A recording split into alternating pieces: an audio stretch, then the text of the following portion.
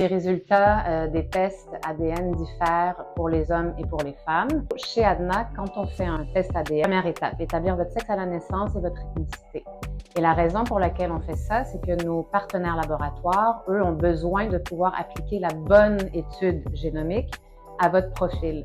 Concrètement, ce que ça veut dire, ça, c'est que s'il y a une étude qui a été faite sur un bassin de population, par exemple mâle européen, on ne va pas aller appliquer cette étude-là sur un rapport qu'on produit pour une femme asiatique, par exemple.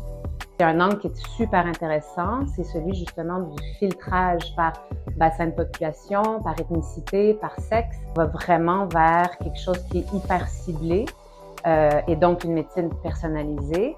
Et c'est très intéressant pour la femme surtout, considérant que dans les dernières décennies, on sait à quel point la femme a été vraiment exclue des recherches scientifiques.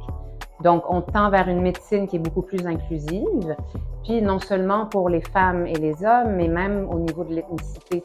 Tout est ciblé et donc on compare des pommes à des pommes. Et ça, c'est vraiment la voie du futur.